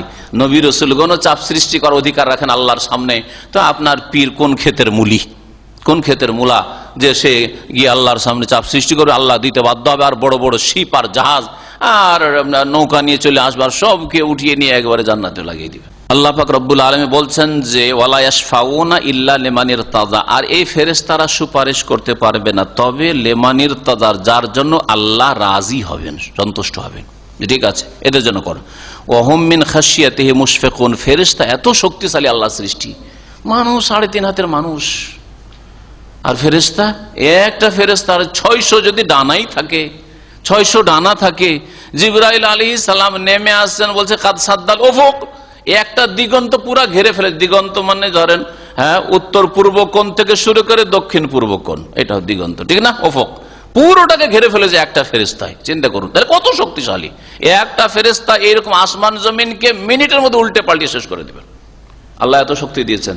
তারপরেও আল্লাহর ভয়ে, আল্লাহ বলছেন ওয়াহুম মিন খাশিয়াতিহি, এই সমস্ত ফেরেশতারা আল্লাহর ভয়ে মুশফিকুন, ভীত সন্ত্রস্ত, ভয়ে কাঁপে থরথর করে, আল্লাহর সামনে আল্লাহর ভয়ে কাঁপতে থাকে। সুবহানাল্লাহ।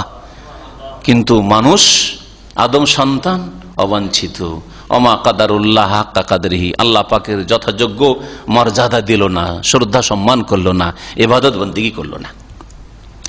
ওমাইয়াকুল মিনহুম ইন্নী ইলাহুম মিন দুনি, আরো শুনে রাখো আল্লাহ পাক বলছেন যে এই ফেরেশতাদের কেউ যদি দাবি করে যে আমি যখন এত শক্তিশালী আর 7 আসমানের উপরে যেতে পারি, আল্লাহর আরশের কাছে যেতে পারি, আল্লাহর কথা নিয়ে দ্রুত মিনিটের মধ্যে, আমি মুহূর্তের মধ্যে জমিনে পৌঁছিতে পারি, নবী রাসূলের কাছে পৌঁছিতে পারি, আর আসমান জমিন সবকিছু ভ্রমণ করতে পারি, এত ক্ষমতা রাখি, তাহলে আমিও ইবাদতের হক রাখি, আমারও পূজা করো, এইরকম কোন ফেরেশতা যদি দাবি করে, সুবহানাল্লাহ, আল্লাহ কত কঠোর শাস্তির কথা শুনিয়েছেন। শোনেন, কোন ফেরেশতা জিবরাইলও যদি দাবি করে যে আমাকে সেজদা করো, আমার সামনে রুকু করো, ঝুঁকো, আমার কাছে দোয়া করো, আমি দেব, যদি এই দাবি করে, আল্লাহ বলছেন ওমাইয়াকুল মিনহুম ইন্নী ইলাহু মিন দুনিহি, এই ফেরেশতাদের মধ্যে কেউ যদি বলে যে আমি আল্লাহ ছাড়া এক ইলাহ, আর এক ইলাহ আমিও মাবুদ, ফাযালিকা নাজজিহি জাহান্নাম, তাহলে এই ফেরেশতাকে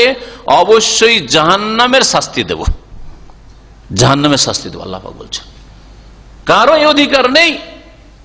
সে সবচেয়ে শ্রেষ্ঠ মানুষ মুহাম্মদ রাসূলুল্লাহ সাল্লাল্লাহু আলাইহি ওয়াসাল্লাম হন না কেন, ইব্রাহিম খলিলুল্লাহ হন না কেন, আর সবচেয়ে শ্রেষ্ঠ ফেরেশতা জিবরাইল আর মিকাইল ইসরাফিল হন না কেন, মালাকুল মউত হন না কেন, যদি এরা দাবি করে যে আমিও আল্লাহর সাথে এক ইলাহ, ফাযালিকা নাজজিহি জাহান্নাম, তো এইরকম ফেরেশতাকে আমি জাহান্নামের বদলা দেব, জাহান্নাম শাস্তি দেব। কাযালিকা নাজজি যালিমিন, এইরকমই জালেমদেরকে আমি প্রতিদান দিয়ে থাকি, বদলা শাস্তি দিয়ে থাকি। মহান আল্লাহ তারপরে আসমান জমিনের সৃষ্টির ইতিহাস তুলে ধরেছেন। সৃষ্টির সূচনা কিভাবে হয়েছে, আসমান জমিন প্রথম সৃষ্টি করে আল্লাহ পাক গুটিয়ে রেখেছিলেন। এইরকম আসমান জমিন খোলা ছিল না, সবগুলি আসমানে একসাথে জড়ানো ছিল, জমিনের সাথে জড়ানো ছিল। আল্লাহ পাক বলছেন আওয়ালাম ইয়ারাল্লাযীনা কাফারু, কাফেররা কি অন্তর্দৃষ্টি দিয়ে দেখে না? এখানে ইয়ারা মানে চোখ দিয়ে দেখা নাই, চোখ দিয়ে কেউ দেখেনি, এটা হচ্ছে অন্তর দিয়ে দেখা মানে জানা। অন্তর দিয়ে দেখা মানে জানা, জ্ঞান অর্জন করা, শিখা। আপনি কি একটু চিন্তা করে দেখেন না? চিন্তা করে দেখেন না, বলছি না আমরা ভাষায়, তো চোখ দিয়ে দেখার কথা না, চিন্তা করে দেখেন না, মানে অন্তর্দৃষ্টি দিয়ে দেখেন না। তো আল্লাহ পাক ওই ভাষাতে বলে আওয়ালাম ইয়ারাল্লাযীনা কাফারু, যারা অস্বীকারী কাফের বা মুশরিক, ওরা কি অন্তর্দৃষ্টি থেকে দেখে না বা চিন্তা করে দেখে না, আন্নাস সামাওয়াতি ওয়াল আরদা কানাতা রাতকান, যে আসমান সমূহ আর জমিন পরস্পর জড়িয়ে ছিল, এক অপরের সাথে জড়িয়ে ছিল, মিলিত ছিল, পরস্পর মিলিত ছিল। রাতাকান মানে মিলিত ছিল।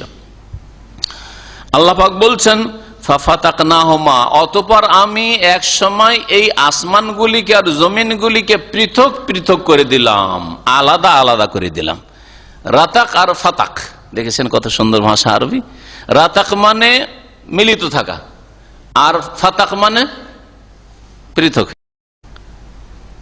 এতে রাতা কাফ আর হচ্ছে ফাতা কাফ, শুধু ফায়ের পার্থক্য। হ্যাঁ, তো কাফেররা কি চিন্তা করে দেখে না এই কাজ কে করলো? এই কি তোমাদের দেবদেবী লাত উজ্জা মানাত করেছে, না দুর্গা করেছে, লক্ষ্মী করেছে, হ্যাঁ হিন্দুদের, আর নাকি তোমাদের গৌসে করেছে, না চিস্তিতে করেছে, জিলানি করেছে? কে করেছে তোমাদের? বড় পীরে করেছে না ছোট পীরে করেছে? বড় হুজুরে করলো না ছোট হুজুরে করলো? কে করলো?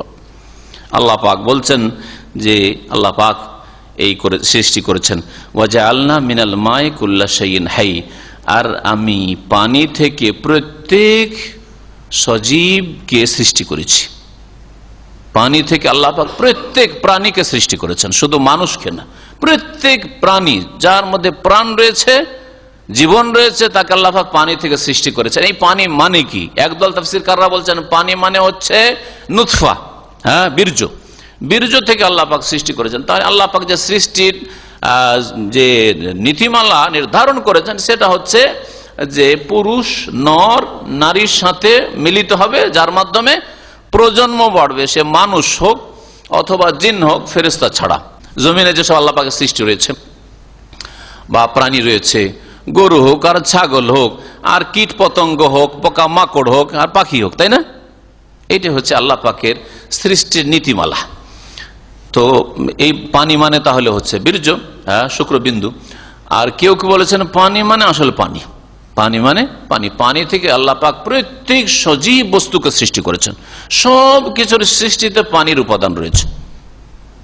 এটা আপন জায়গায় ঠিক আছে, অধিকাংশ তাফসীরকাররা এই তাফসীর করেছেন। দেখুন গাছপাতাতে পানি আছে, রস আছে। যদি গাছপাতায় রস না থাকে তাহলে মৃত গাছ, মরা গাছ, তাই না? মরে গেছে গাছটা, কেটে ফেলে দেবেন। লতা পাতা যা কিছু সবকিছুতে পানি রয়েছে। পানি ছাড়া যদি বৃষ্টি বর্ষণ না হয় তো একটা বীজ থেকে কোন শস্য, হ্যাঁ কোন ফসল, কোন ঘাস কিছু জন্মিবে না, কিছু জন্মিবে না। তাহলে প্রত্যেক বস্তুকে আল্লাহ পানি থেকে সৃষ্টি করেছেন। হ্যাঁ, তারপরে মানুষকে আল্লাহ পাক পানি থেকে কি করে সৃষ্টি করেছেন? হ্যাঁ, মানুষ প্রথম মানুষ আদম আলাইহিস সালামকে সৃষ্টি করেছেন। প্রথম ছিল তোরাব, মাটি, শুকনো মাটি। শুকনো মাটিতে পানি দিয়েছেন, তখন তিন হয়েছে, কাদা হয়েছে। খালাকতানি মিন নারি ওয়া খালাকতাহু মিন তিন। ইবলিস বলছে যে আমাকে আগুন থেকে সৃষ্টি করেছে আল্লাহ, আর আদমকে তিন, কাদা থেকে, মানে পানি আর মাটি মিশানো, ওইটাকে তিন বলা হয়। তো আল্লাহ পাক রব্বুল আলামিন মানুষের সৃষ্টিতে পানির উপাদান রেখেছেন। এছাড়া যে মানুষ পরে অন্যান্য মানুষরা, আদম আলাইহিস সালামের সৃষ্টির পরে অন্যান্য মানুষরা কিয়ামত পর্যন্ত যে পৃথিবীতে আসছে আল্লাহ পাক সৃষ্টি করেছেন, তাদের সৃষ্টিতে পানির উপাদান রয়েছে। কারণ এই বীর্য শুক্রবিন্দু কি থেকে তৈরি হয়? শরীরে যে খাবার যাচ্ছে বা পানীয় যাচ্ছে তা থেকেই তৈরি হয়। রক্ত তৈরি হচ্ছে, যা খাচ্ছেন যা পান করছেন তার থেকে রক্ত তৈরি হচ্ছে। আর এই রক্ত থেকে একটা অংশ কি হচ্ছে, এই খাদ্য থেকে একটা অংশ কি তৈরি হচ্ছে? বীর্যতে। সাবালক হলে বীর্য তৈরি হচ্ছে, নাবালক দেখেন বীর্য তৈরি হয় না। শরীরে রক্ত তো তৈরি হচ্ছে, শরীরে গ্রোথ হচ্ছে, বাড়ছে, কিন্তু বীর্য তৈরি হয় না। কিন্তু যেমনই আপনি সাবালক হতে যাচ্ছেন বা মেয়ে সাবালিকা হচ্ছে, তখন ওই খাদ্য যা যাচ্ছে শরীরে তা থেকেই কি তৈরি হচ্ছে? এই বীর্য তৈরি হচ্ছে, আর তা দিয়ে মানুষের প্রজন্ম বাড়ছে। তাহলে আসল যে খাদ্য যেটা আপনার খেয়েছেন বা পানি খেয়েছেন, ওখান থেকে ওতে পানি রয়েছে। তাহলে প্রত্যেক বস্তুকে, প্রত্যেক সজীবকে আল্লাহ পাক রব্বুল আলামিন পানি দিয়ে সৃষ্টি করেছেন। এর এই দুটোই তাফসীর হতে পারে। আফালা ইউমিনুন, তারা কি বিশ্বাস করে না যে আল্লাহ পাক সৃষ্টিকর্তা? হ্যাঁ, নাস্তিক বিশ্বাস করে না, নাস্তিক বিশ্বাস করে না। মুশরিক ভ্রান্ত বিশ্বাস রাখে। মুশরিক যদি আল্লাহর কথা বলে, কিন্তু আল্লাহকে অসহায় আল্লাহ করে রেখে দিয়েছে, খোঁড়া আল্লাহ তাদের কাছে, আর বাকি সবকিছু আল্লাহর গোলাম দাসদের কাছ থেকে নেই চাই। আল্লাহ পাক রব্বুল আলামিন বলছেন ওয়াজআলনা ফিল আরদি রাওয়াসি আন তামিদা বিহিম, আর আমি এই পৃথিবীতে মজবুত পর্বতমালা স্থাপিত করেছি। রাসিয়াতনের বহুবচন রাওয়াসি, জাবাল বা জেবাল, জাবালের বহুবচন জেবাল মানে পাহাড়, ছোট হইতে পারে বড় হইতে পারে পাহাড়। আর রাসিয়া বলা হয় বড় বড় পাহাড় পর্বত, বড় বড় বিশাল বিশাল পর্বতমালা। তো বিশাল বিশাল পর্বতমালাকে আল্লাহ পাক স্থাপিত করেছেন জমিনে। কেন? বলছে আনতামিদা বিহিম, যাতে করে এদেরকে নিয়ে নড়াচড়া শুরু না করে, জমিন এমন ভাবে নড়াচড়া শুরু করলো যে বসবাসযোগ্য থাকলো না, বাড়িঘর তৈরি করতে পারে না, মানুষ স্থির দাঁড়াইতে পারে না, হাঁটা তো দূরের কথা, চলাফেরা তো দূরের কথা, আর ঘুম আসা তো দূরের কথা। সামান্য একটু ভূমিকম্প যদি অনুভব হয়ে যায় তো কোথায় পালাবেন দিশে পাচ্ছেন না আপনি। হ্যাঁ, বাড়ি ছেড়ে পালিয়ে চলে যাচ্ছেন, কোথায় যাব, কোথায় বাঁচবো। তাহলে আল্লাহ পাক এই জমিনকে সৃষ্টি করার পরে যে অবস্থাটা ছিল, যে জমিন কি করছিল, নড়াচড়া করছিল, স্থির ছিল না, কাঁপছে, এতে তো বসবাস করতে পারবে না, এতে মানুষ চলাফেরা করতে পারবে না, এতে এক জায়গা থেকে অন্য জায়গায় যেতে পারবে না, এতে কোন রকম স্থির থাকতে পারবে না, ইবাদতবন্দি করতে পারবে না। আল্লাহ পাক ইবাদতের জন্য সৃষ্টি করেছে মানুষকে, তাও করতে পারবে না। আল্লাহ পাক তখন পর্বতমালা সৃষ্টি করে এগুলিকে কিলক স্বরূপ, যেমন তাঁবু, টেন্ট, খেমা, তাঁবুকে স্থাপিত করার জন্য কিলক পুঁতে কি করেন, স্থির করে দিলেন। এখন ঝড় বাতাস আসলেও আপনার তাঁবুকে উড়িয়ে নিয়ে যেতে পারবে না, বা সামিয়ানা উড়িয়ে নিয়ে যেতে পারবে না, ওই রকম। ওয়াজআলনা ফিহা ফিজাজান সুবুলা, আর এই জমিনে, ফিহা মানে এই জমিনে একটি তাফসীর, অথবা কেউ কেউ বলেছেন এই পাহাড় পর্বত মালার মাঝে মাঝে আমি প্রশস্ত রাস্তা তৈরি করেছি।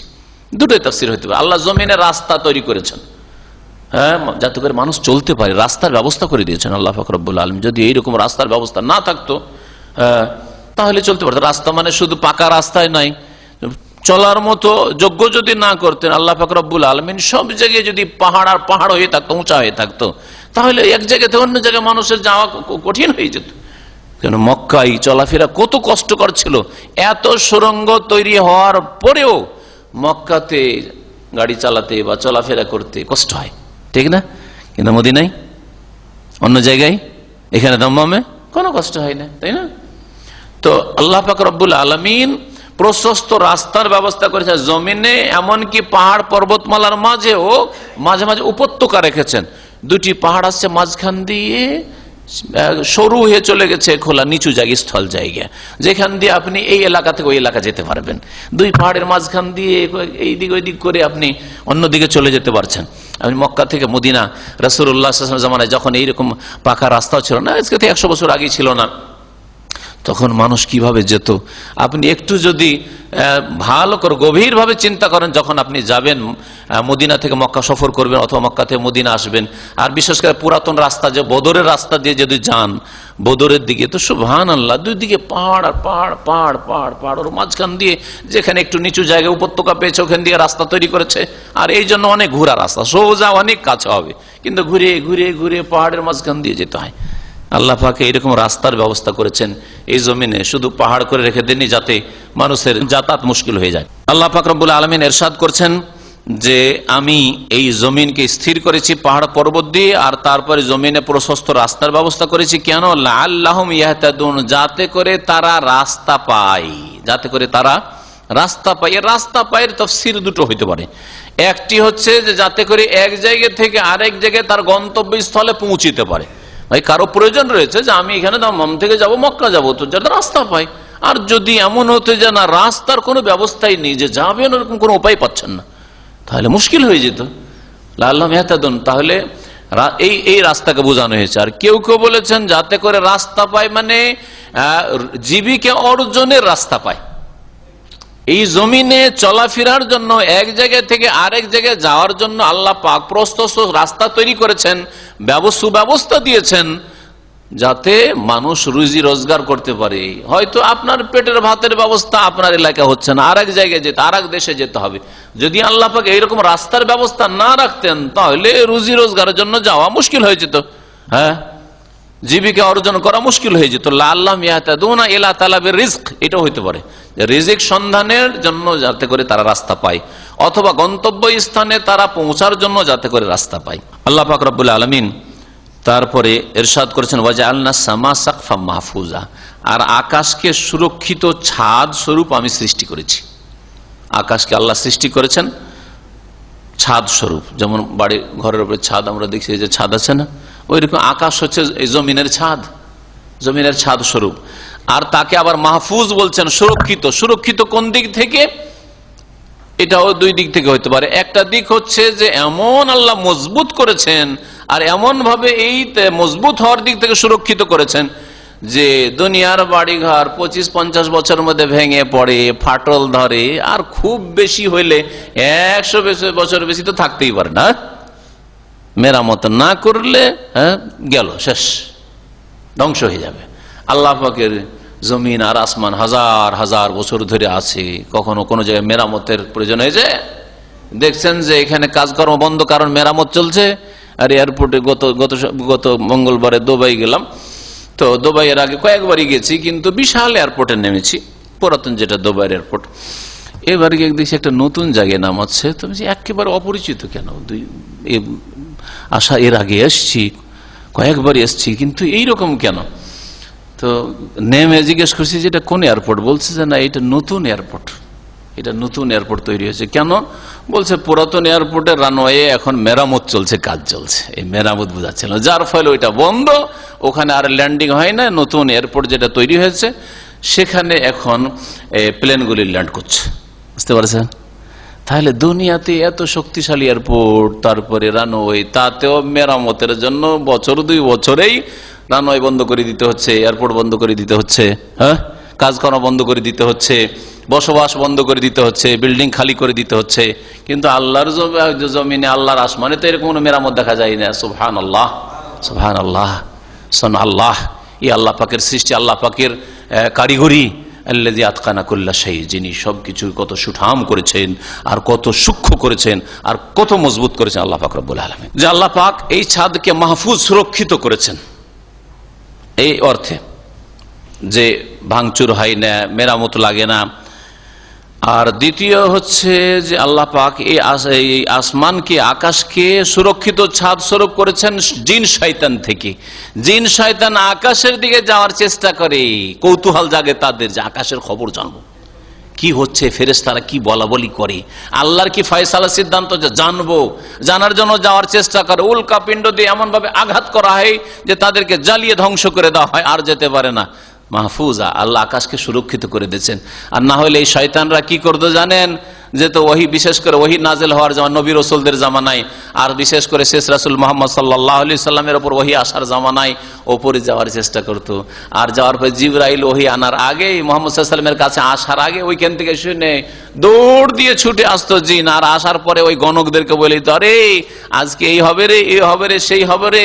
আর ওরাও আয়াতটা পাঠ করতো। তাহলে রাসূলুল্লাহ সাল্লাল্লাহু আলাইহি ওয়াসাল্লামের কথার কোনো মূল্য থাকতো না, ওহী আর হেফাজতে থাকতো না। লোকেরা বলতো যে ই আবার রসুল কি করে, অমুকও তো বলছে এই কথাগুলি, ওই গণকও তো এই কথা বলছে, তো মোহাম্মদও তো গণক, তাহলে মোহাম্মদকে রসুল মানতো না তাহলে সাল্লাল্লাহু আলাইহি ওয়াসাল্লাম। বুঝতে পেরেছেন? সেই জন্য আল্লাহ পাক সাকফান মাহফুজা, আকাশকে সুরক্ষিত করে দিয়েছেন। কোন জিন শয়তান আকাশের দিকে যেতেই পারে না। যাওয়ার চেষ্টা করলে, আসমানের খবর জানার চেষ্টা করলে, ফাতওয়াহু শিহাবুন সাকিব, জ্বলন্ত উল্কাপিণ্ড তাদের উপর, তাদের ধাওয়া করে আর তাদের উপর আঘাত হানে, ধ্বংস করে দেয়। ওহুম আন আয়াতিহা মুরিজুন, আর এই মানুষরা, এই কাফের মুশরিকেরা, যারা ঈমান রাখে না, যারা সৎকর্মশীল নয়, আল্লাহ পাকের নিদর্শনাবলী থেকে বিমুখ হয়ে রয়েছে। ওয়া হুয়াল্লাযী খালাকাল লাইলা ওয়ান নাহারা ওয়াশ শামসা ওয়াল কমার, আল্লাহ সেই জাতে পাক যিনি রাত সৃষ্টি করেছেন, দিন সৃষ্টি করেছেন, সূর্য চন্দ্র সৃষ্টি করেছেন। কুল্লুন ফি ফালাকিন ইয়াসবাহুন, এর প্রত্যেকটি নিজ নিজ কক্ষে সাঁতার কাটছে। প্রত্যেকটি, অর্থাৎ সূর্য, চন্দ্র, যতগুলি তারকা, নক্ষত্র, গ্রহ রয়েছে, নিজ নিজ কক্ষে, ফালাক নিজ নিজ কক্ষে যে রাস্তা রয়েছে, পথ রয়েছে, তাতে ইয়াসবাহুন সাঁতার দিচ্ছে। জানো যেমন মানুষ সাঁতার দেয়, ওই রকমই যেন আকাশ পথে এগুলি আল্লাহ পাকের সৃষ্টি কি করছে, সাঁতার দিচ্ছে। সাঁতার দেওয়া আল্লাহ পাক বলে, সাবাহা ইয়াসবাহু মানে সাঁতার কাটা। ওমা জাআলনা লিবাশারিন মিন ক্বাবলিকাল খুলদ, হে নবী মুহাম্মদ সাল্লাল্লাহু আলাইহি সাল্লাম, তোমার পূর্বে কোন মানুষকে স্থায়িত্ব দান করিনি। তোমার পূর্বে কোন মানুষ চিরকাল থাকতে আসেনি আর থাকেও নি। আফাইম মিথ্যা, সুতরাং তুমি যদি মারা যাও, ভালো করে শোনেন, আল্লাহর ভাষায় শোনেন, আমাদের কথা নয়, এটা ওয়াহাবিদের কথা নয়, এটা কোরআনের কথা। শুনে রাখেন, এই বিদাতিরা শুনে রাখো, যাদেরকে ওয়াহাবি বলছো, ওয়াহাবিদের কথা নিজের মন গড়া কথা না, যাদেরকে তোমরা ওয়াহাবি বলে গাল দেওয়ার উদ্দেশ্য করে থাকো। ওয়াহাব তো আল্লাহর নাম, তো ওয়াহাবি মানে যারা আল্লাহওয়ালা, রব্বানি, তারাই, যারা হক্কানি, যারা রব্বানি, তারাই ওয়াহাবি হইতে পারে। শুনে রাখেন ভালো করে, নামটা মন্দ দিতে চেয়েছিল, কিন্তু আল্লাহ তাদের তৌফিক দানি ব্যর্থ করেছে। আলহামদুলিল্লাহ। কোরআন হাদিসের অনুসারীদেরকে বিদাতপন্থী কবর পূজারীরা আর ইংরেজ জালেমরা এরা গাল দিয়ে একটা নাম দিতে চেয়েছিল, কিন্তু নাম খুঁজার গাল আর খারাপ নাম খুঁজার আল্লাহ তৌফিক দেয়নি। আল্লাহর সাথে সম্পৃক্ত, আল্লাহ 99টি নামের মধ্যে একটি নাম হচ্ছে আল ওয়াহাব, ওর সাথে সম্পৃক্ত একটি নাম দিয়েছে, বলেন আলহামদুলিল্লাহ। ওয়াহাব মানে আল্লাহ, ওয়াহাবি মানে আল্লাহওয়ালা, আর রব্বানি মানে রবওয়ালা আল্লাহওয়ালা, আর হক্কানি মানে হকওয়ালা আল্লাহওয়ালা। হক আল্লাহর নাম, যেমন হক আল্লাহর নাম হক, ওই রকমই রব আল্লাহর নাম, ওই রকমই ওয়াহাব আল্লাহর নাম। তো নাম কি খারাপ হয়েছে? খারাপ নাম দিতে পারেনি, উদ্দেশ্য তারা খারাপ করেছে, কিন্তু আল্লাহ পাক তাদেরকে ব্যর্থ করেছে। আল্লাহ পাক তাদের সর্বনাশ করুক, আল্লাহ পাক তাদের যাকে হেদায়েত করবে তাদেরকে হেদায়েত করুক। আর বাকি যারা কোরআন এবং হাদিস বিদ্বেষী, দলিল বিদ্বেষী, যারা দলিল মোতাবেক চলতে চায় না, আসমানি সিলেবাস ওয়াহি বিদ্বেষী, আল্লাহ পাক তাদেরকে যেন সর্বনাশ করেন। সম্মানিত ভাতৃমণ্ডলী, আল্লাহ পাক রব্বুল আলামিন বলছেন যে, হে নবী, তোমার পূর্বে কেউ চিরকাল থাকতে আসেনি, কোন মানুষ। আফাই মিথ্যা, তাহলে তুমি যদি মারা যাও, মিথ্যা। আজকাল আমাদের দেশের বিদাতপন্থীরা দুই রকম আছে। একদল বলছে নবী মারাই যায়নি, জীবিত আছে। নবী কি বলছে?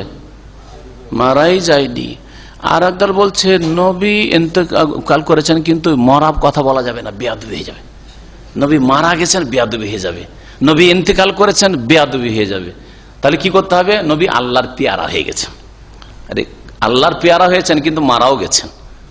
কোরআন বলছে মারা গেছেন, মিথ্যা। মাতা ইয়ামাতো থেকে মিথ্যা হয়, আর মাতা ইয়ামুতো মুত্তা হয়। দুটোই সেগা কোরআনে কারীম নাসারা আনসুর থেকে ব্যবহার হয়েছে, আর সামে আসমাও থেকে মিথ্যাও ব্যবহার হয়েছে। আল্লাহ বলছে আফাই মিথ্যা, হে নবী তুমি যে মৃত্যুবরণ করো, মারা যাও, ফাহমুল খালেদুন, তারা চিরকাল থাকবে। আবু জাহাল, আবু লাহাব, উতবা, সাইবা, তোমার কাফের শত্রুরা চিরকাল থাকবে। সবাই চিরকাল থাকার জন্য, তুমি শুধু মারা যাবে। তার মানে নবী মারা গেছেন না যান নাই? হ্যাঁ, কোরআন বলছে মারা গেছেন। সূরা আম্বিয়া আয়াত নম্বর 34 ভালো করে মনে রাখেন।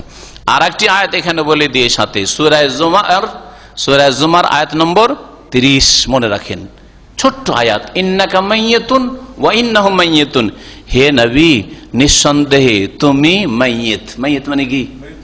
মৃত। আমরা কি বাংলা ভাষায় বলি না, কোথায় যাচ্ছেন ভাই? বলছে মাইয়াতকে দাফন করতে যাচ্ছি, মাইয়াতের জানাজা পড়তে বলছেন না। তো মাইয়াত আরবি শব্দ এমন পরিচিত আমাদের কাছে যে তর্জমা করা লাগবে না। আল্লাহ কোরআনে বলছেন ইন্নাকা মাইয়াত, নিঃসন্দেহে তুমি মৃত। মাইয়াত, তুমি একদিন মারা যাবে, মাইয়াত হবে। ওয়া ইন্নাহুম মাইয়াতুন, আর ওরাও মারা যাবে, মানে অন্যরাও মারা যাবে, মুসলিম হোক আর কাফের হোক, সবাই মারা যাবে। ইন্নাকা মাইয়াতুন ওয়া ইন্নাহুম মাইয়াতুন, এত স্পষ্ট আয়াতের পরেও বলবেন হায়াতুন নবী, হায়াতুন নবী, নবী বেঁচে আছেন, নবী বেঁচে আছেন। আর তারপরে আরো বিভ্রান্তি আর আরো গুমরাহি, নবী আমাদের মতো বেঁচে আছে। নবী, বিদাতীরা কি বলেন? নবী আমাদের মতো বেঁচে আছেন। আরো আশ্চর্য হয়ে যাবেন, নবী শুধু বেঁচে আছেন না, এই বিদাতপন্থীরা বলে নবীর রওজা শরীফে নবীর বিবিদেরকে প্রতিদিন পেশ করা হয়। আউযুবিল্লাহ, আউযুবিল্লাহ, নবীদের নবীদের কাছে পেশ করা হয়, নবীর কাছে পেশ করা হয়, নবীর বিবিরা জান। জি হ্যাঁ, লা হাওলা ওয়ালা কুওয়াতা ইল্লা বিল্লাহ। কোথা থেকে আসলো? মা আনজালাল্লাহু বিহি মিন সুলতান। আল্লাহ পাকের কোরআনের একটি আয়াত দেখান তো দেখি, রসুলের একটি সহিহ হাদিস দেখান তো দেখি। কোরআন বলছে যে মারা গেছেন। হ্যাঁ, দুনিয়ার হায়াত শেষ হয়ে গেছে, পরকালের আর একটা জীবন আছে, সেটাকে বরজাখী জীবন বলে। কোরআনে কারীমে যেখানে বলা হয়েছে শহীদদের হায়াত আছে, সম্মানজনক পরকালের জীবন রয়েছে, সম্মানজনক পারলৌকিক জীবন রয়েছে, হায়াতে বারজাখিয়া।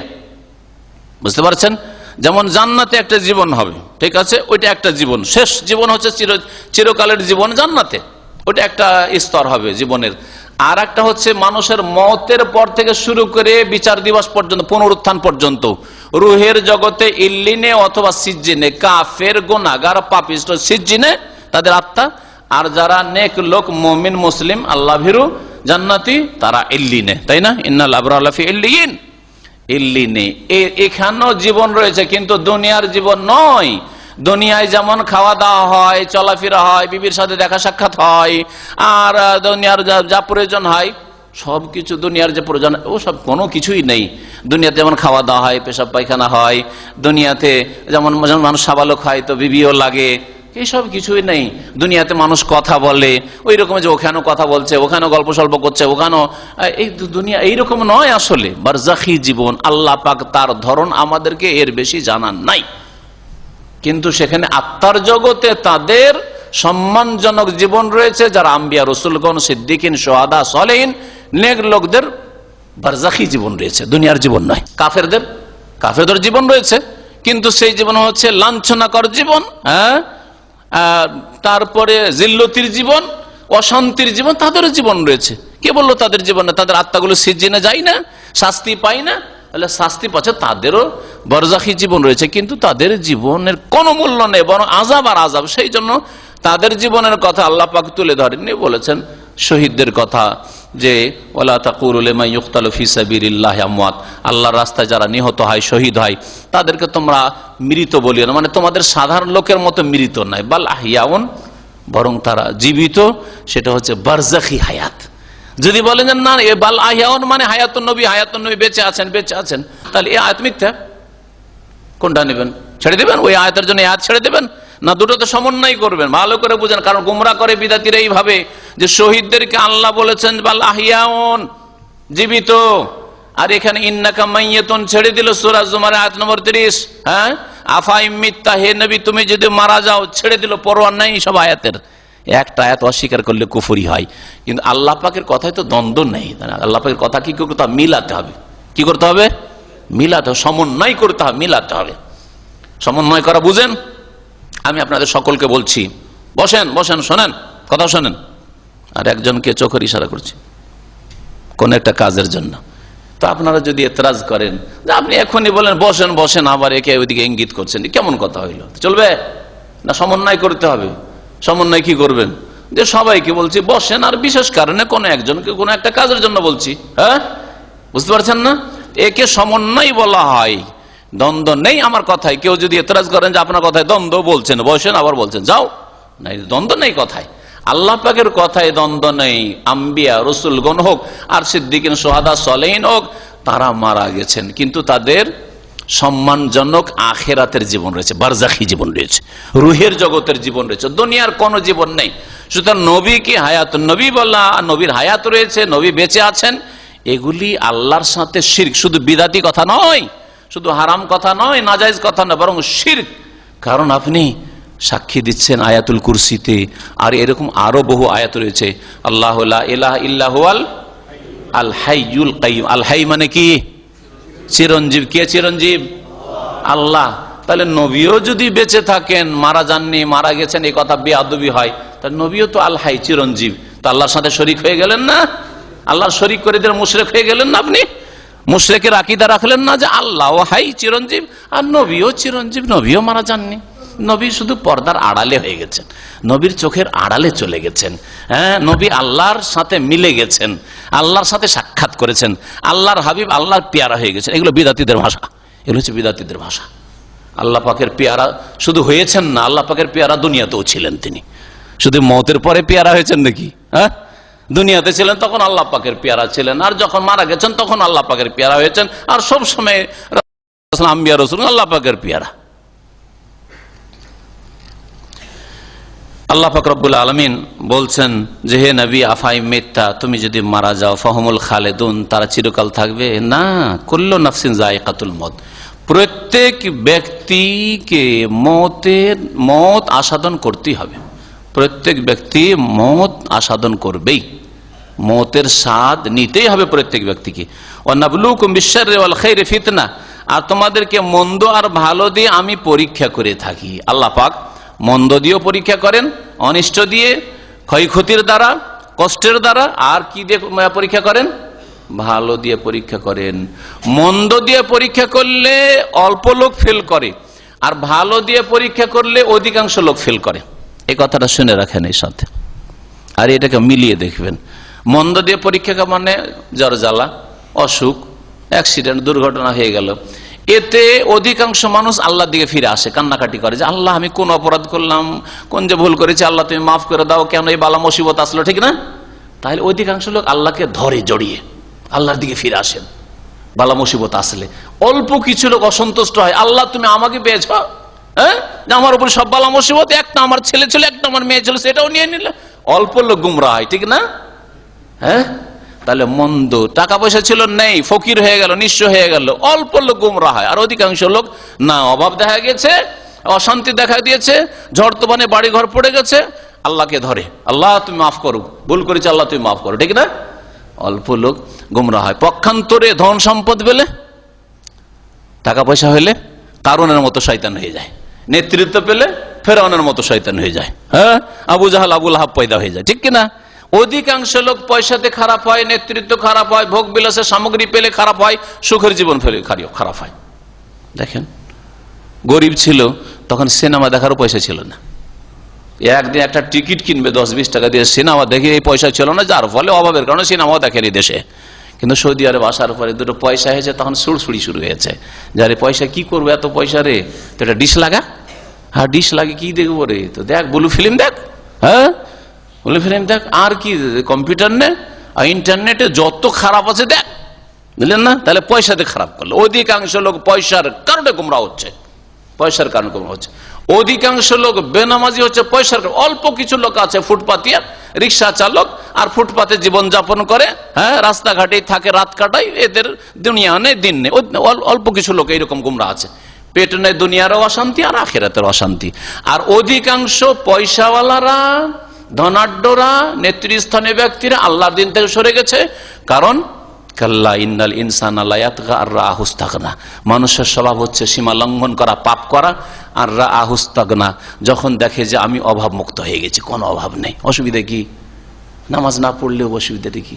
রোজা না রাখলেও অসুবিধা কি? হ্যাঁ, কোনো অসুবিধা মনে হয় না, কোনো অসুবিধা, টাকার অভাব নেই, চিকিৎসা করবো, আরে বাংলাদেশে চিকিৎসা হবে না, চলে গেলাম কোথায়, সিঙ্গাপুর চলে গেলাম, কোথায় চলে গেলাম, হ্যাঁ ইউরোপ আমেরিকা চলে গেলাম, পয়সা আছে, হ্যাঁ পয়সা আছে, 1 লাখ টাকা খরচ করে চলে, কোটি কোটি টাকা খরচ করে চলে আসছে, কোনো পরোয়া হয় না। আল্লাহর দিন বলে তাদের খেয়াল আসে না। তাহলে আল্লাহ পাক পরীক্ষা করেন মন্দ দিয়ে, ভালো দিয়ে।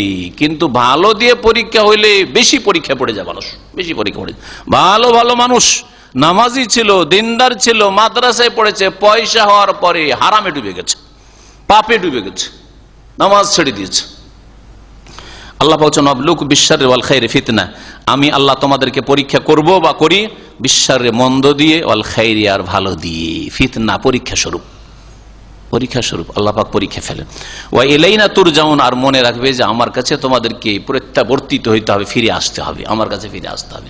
সুতরাং দুনিয়াকে কামড়ে ধরে নিলে আর কখনো এই চিন্তা করলেন যে আল্লাহর কাছে গিয়ে কি জবাবদেহি করব, আল্লাহর কাছে গিয়ে কেমন করে হিসাব দেবো, এই কথা চিন্তা করলে না, এটা যেন কখনো তোমাদের পক্ষ থেকে না হয়। এখানে আমার তাফসীর আজকে শেষ করছি। আল্লাহ পাক রব্বুল আলামিন যেন আমাদের কোরআনে কারীম বুঝার তৌফিক দান করেন। কোরআনে কারীমের প্রতি আমাদেরকে সত্যিকার অর্থে যেইভাবে ঈমান নিয়ে আসার আল্লাহ পাক নির্দেশ দান করেছেন, সেইভাবে ঈমান নিয়ে আসার তৌফিক দান করেন, সেই রকম মুমিন হওয়ার তৌফিক দান করেন, কোরআনে কারীমের প্রতি আমল করার তৌফিক দান করেন, কোরআনে কারীমের দিকে দাওয়াত দেওয়ার আহ্বান করার আল্লাহ পাক তৌফিক দান করেন, কোরআনে কারীমের প্রচার প্রসার করার আল্লাহ পাক যেন তৌফিক দান করেন। আল্লাহ পাক দিনের উপর আমাদেরকে অটলতা যেন দান করেন। আল্লাহ পাক আমাদের রমজান মাসের সিয়াম কিয়াম নেক আমল যেন কবুল করেন, আরো বেশি নেক আমলের তৌফিক দান করেন। আমাদের গাফিলতি অলসতা যেন আল্লাহ পাক দূর করে দেন। আল্লাহ পাক আমাদের আয়ুতে যেন সার্বিক দিক থেকে বরকত দান করেন, আয়ুকে যেন বৃদ্ধি করেন। সুবহানা রাব্বিকা রব্বিল ইজ্জাতি আম্মা ইয়াসিফুন ওয়া সালামুন আলাল মুরসালিন ওয়ালহামদুলিল্লাহি রাব্বিল আলামিন।